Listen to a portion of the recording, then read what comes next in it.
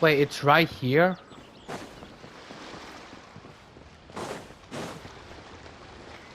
Hey, Miss Undertaker! Are Hu and Madame Lawn back yet?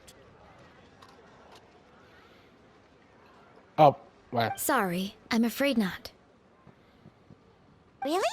How strange. They were definitely heading this way. Maybe Hu had another appointment. Any idea where we might find them? If it was anything business related, I expect the director would have let me know. I was aware she had a meeting earlier today, for instance, but she doesn't keep me informed about her private affairs. It's possible. The director seems to have had a lot on her mind lately. In the past, she'd usually show up to work in the mid-morning, but recently, she's been getting here before the sun's up. She said she's had trouble sleeping and has been dreaming more than usual. Trouble sleeping? Are we talking about the same Hu here? That doesn't sound like her at all. You might want to talk to our consultant, Zhongli.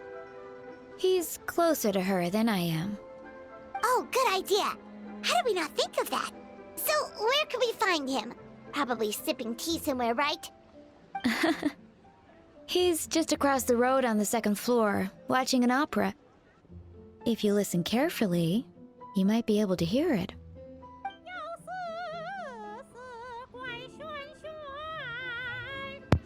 The fuck? What the heck? Oh yeah, Paimon here's singing! That doesn't sound like singing. Seems like Zhongli is the only one taking it easy today. Let's go say hi.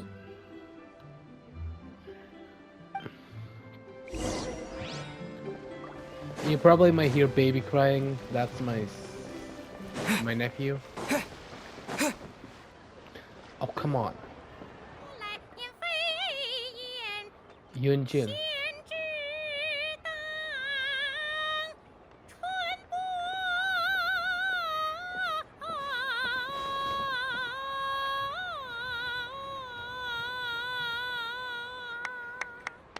Okay. Oh no, no, come on, even him?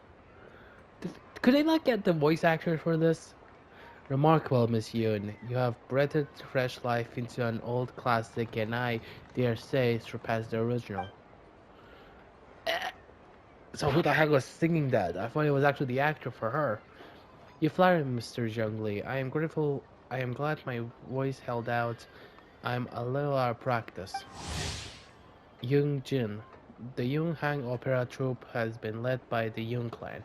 Folk art aristocracy in their own right for generations. Their present-day director is the artist Jin Yin, famed through the Le Arbor. Miss Yoon has both solid foundation and a wide range of acting skills, and in departure from tradition, has personally opened many moving work of theater. Watching her operas akin to experience the life courses of thousands upon thousands characters, it is as they say after all, life imitates art and art imitates life. Nonsense, Miss Yoon. You are as stunning as ever. And if that was you out of practice, well, the official Lantern Rite performance is sure to be truly sensational. Hey, Zhongli! Hey, Yunjin! How's it going? Wow, Traveler and Paimon. What a lovely surprise. It's been too long, old friends. Are you here for the opera? Oh dear, what a pity. I'm afraid you just missed today's performance. And Miss Yoon needs to rest her voice now, or she'll strain it. It's okay, Tia Master Liu. These two are good friends of mine, and they like to hear me sing.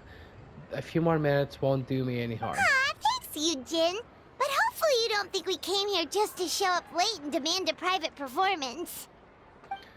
Oh, of course not. I'm guessing you're here for Mr. Zhongli then? Oh, and how may I be of assistance? Okay, so a friend of ours left something behind at a shop. We're trying to return it to her, and all we know is she's probably with Hu. Any idea where Hu might be?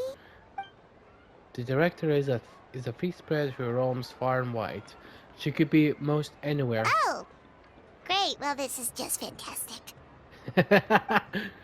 Is there something important? The thing she left behind, I mean. That's the thing.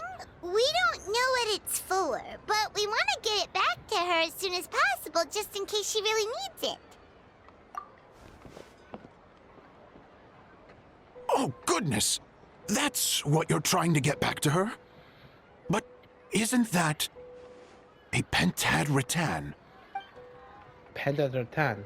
So you recognize it? Recognize this? Haven't you heard? The word on the street is that the patriarch of the Feiyun Commerce Guild has fallen gravely ill. They say I his heard. family found an ominous-looking rattan figure in his bedroom, and there was a pentad fortune conveyance talisman on it.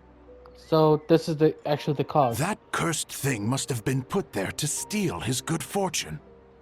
It's destroying his health, wealth, and every other good thing in his life. So it's bad luck. And based on the description, your rattan figure looks suspiciously similar. It could even be the one that... Get Yep. it away from me! I don't want that thing anywhere near me! He doesn't like it. Relax, it's fine. This one definitely belongs to Madame Lan. Besides, we've had it on us this whole time and nothing bad's happened to us yet. Must be our power. Madame Land. You mean from Chinny Vale Artisans Association? Oh, now that would explain a lot. The Lons of Chenyu Vale practice Chi-Men magic. This pentad fortune conveyance business would be right up their alley. This leaves only one question unanswered. Namely, why would the Lons of Chenyu Vale have a bone to pick with the Feiyun Commerce Guild? What? Will you listen to yourself? You can't seriously believe all that. You'd sooner convince Paimon that Rex Lapis was a slime. The latter is certainly the most compelling theory. Master Lee, you appear to have been misinformed by these rumors, and also failed to notice the Union sigil on this particular rattan sign. Oh? Figure. Please enlighten me, Mr. Zhongli. This is the sign of Vaisvar. The heck is this name? Vaisravana, one of the four main exorcism sigils. A most upstanding and auspicious sign, by no means cursed. As a matter of fact, a series of fortune coins bearing the exorcism sigil recently entered simulations in Liyue Harbor. I am somewhat surprised that you didn't recognize him, Master Lee. Oh, yes. Yes, of course. I remember now. And thank you for jogging my memory, Mr. Zhongli. I am humbled by your superior erudition. This makes way more sense than Madame Lan going around trying to curse people to death. So it's another group making it. I guess the rattan figure they found it in his lordship's room must have been put there by someone in his family to bring good luck. In that case, there's a good chance Madame Lan also purposely left this behind to keep Tamea safe and well. Oh, that does make sense. I actually thought this was... Okay, never mind. In all likelihood, yes. Guess we don't need to find her so urgently after all. We were just worried that losing this might have ruined her plans. But that said, what did she need Hu Tao for anyway? And what is Hu Tao up to that's keeping her so busy? Paimon has a bad feeling about it for some reason. Any ideas, Zhongli? The director's mind is a labyrinth I could not hope to comprehend. She probably has more things she has to think about than the rest of us combined. Are any of those thoughts the kind that might keep someone up at night? She has never mentioned that. But as director of Vengshin Funeral Parlor, she has solemn duty to balance the forces of life and death in Louis. I'm pretty sure saying it wrong again. I could be surprised and even a little unsettled if she were truly as carefree as she appears. I agree. I've known Hu Tao for a while now, and all her eccentricities. She takes pride in what she does. As her friends, we should just be there for her whenever she needs us. Indeed, the director competence is the only reason I can afford to sit there enjoying a fine cup of tea and listening to the opera. Having a competent boss isn't an excuse to slack off, you know. I think Mr. Zhongli just means you should have faith in Hu Tao. There's no need to worry about her so much. Fair point. Seeing how calm Zhongli is about the whole thing does make Paimon feel much more at ease. You two ought to enjoy the festivities. Sorry. The lantern rite only comes once a year, so make the most of it. If you're still worried, take this. Oh, it's that coin. A fortune coin. It has recently become customary to give them as gifts, so in the spirit of the season, this is my gift for you. Wow! Zhongli actually left the house with cash? Now this is a lantern right to remember. Goodness gracious! Mr. Zhongli, that looks like a very special coin you have there. Is that one of the fabled Rex coins? What? Rex coin? Yes. Look at the design on the face. It's quite different from the typical coins you see in circulation. It appears to be a symbol of Rex Lapis. There's no doubt about it. This is a Rex coin, which means it once passed through the hands of the Lord of Geo himself. Okay. This is simply a curio I picked up from the street vendor, Master Lee. I almost certainly a replica, but I can't introduce you to the vendor if you're interested. Oh, so it's just a souvenir then? I assumed it was a family heirloom of great value. Haha, traveler, please take this. It may bring you comfort when your mind is troubled. So it's an anti-anxiety coin? How is that supposed to work? Ah, well, even if the coin itself is a replica, the symbol of Rex Lapis is still genuine. And if the symbol is real, so are its effects. So as long as you have this coin, Rex Lapis will always be with you. Cool. Mr. Zhongli, would you mind showing me to the vendor from whom you acquired this coin? I wouldn't mind procuring a little of the Lord of Geo's good fortune for myself. Very well. The walk will do me good, friends. Friends, may we meet again soon.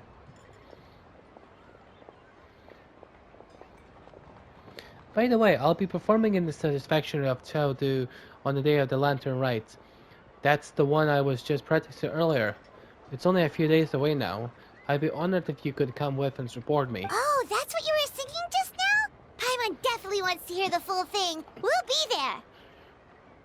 We were actually learning about the 8 Adepts earlier, but we never found out who the 3 Beasts of Tao Du were. Oh, really? Yeah, that part we know. Well, for starters, the 3 Beasts of Tao Du are also known as 3 Immortals of Tao Du. They were the Lone Butterfly of the Crimson Flame, the Jade Plum, Silverwing, and the Gold-Eyed Celestial Mare. 3 auspicious beasts, all with the power to take on human form. Oh, so they really weren't human, huh? The Lone Butterfly sounds pretty self-explanatory, but what about the Silverwing and Celadon Mare? What kind of creatures were they?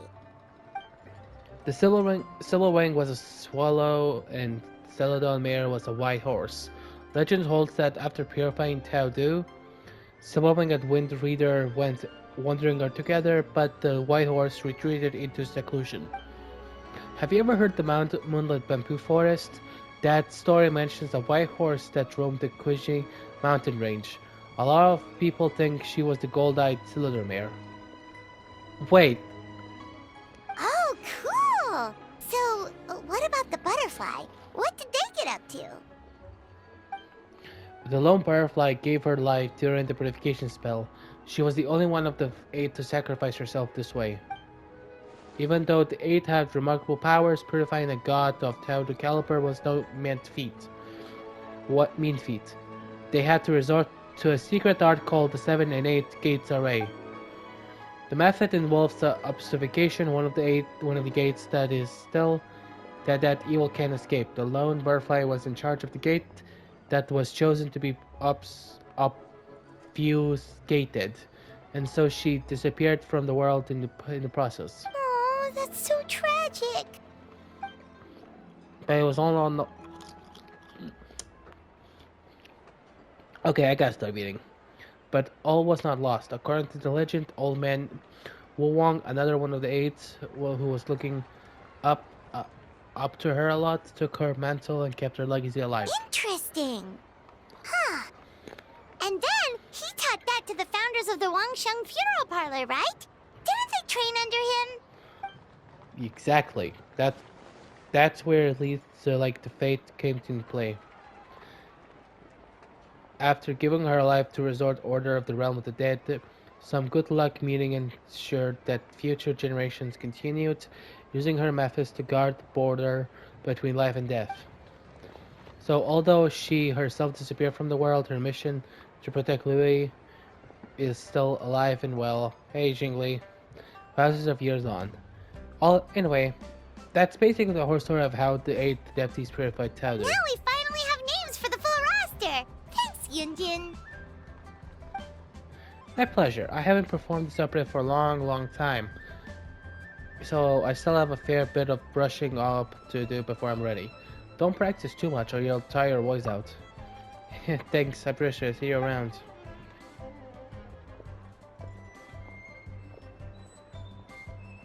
Aw. Hey, guys! Are you finally done? I've been waiting forever! I actually forgot about her for a minute. Huh? Oh, Xiangling, what are you doing here? Tracking you guys down, obviously. You really made me work for it, too. It's honestly a little rich that you're out here telling everyone else to take care of themselves and keep a good work-life balance when you are apparently too busy to eat. Keep this up and I'll have to drag you to the dinner table and force-feed you my delicious cooking against your will. Here we are. I present to you Chef Xiangling's newest creation, Drunken Plums in Snow. You must be starving, surely. Go on, dig in. Wow, this is so nice of you, Xiangling. Paimon hadn't noticed how hungry she had gotten, but smelling that food is making Paimon ravenous. Sounds like you have a tough life, hey, Paimon? Sometimes you feast, but sometimes the traveler lets you go hungry. You should ditch the traveler and hang with me from now on. You'll never go hungry again. Ooh, now that is a tempting offer. Oh, come on! It's only one extra customer. I was only kidding. I know Paimon loves to eat, but I think it'd take more than food to pry her away from your side. Anyway, enough about that. Time for you guys to eat. Whatever your plans are after this, they'll go much better on a full stomach.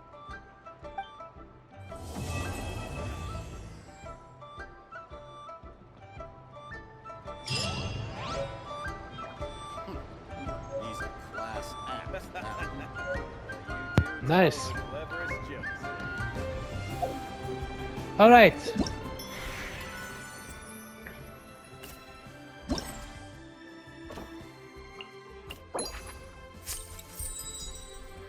Dear Traveler, I am not well versed in the writing of gift envelopes, but Master told me that I only offer recipient my heartfelt blessing. As I was reading a book that Zhang lent me a few days back, I came across a few lines that I liked very much. So I copied them down to offer to you. Winter vein and way drip the mountain of spring inception, lined beneath bathe and lush green hue. How does one part for such tender sentiments? Fine as silk threads, boundless as the ocean waves, I wish you happy lantern Rite traveler. I'm giving us a favor, I don't know who you are. Shenhei. Don't know who that is.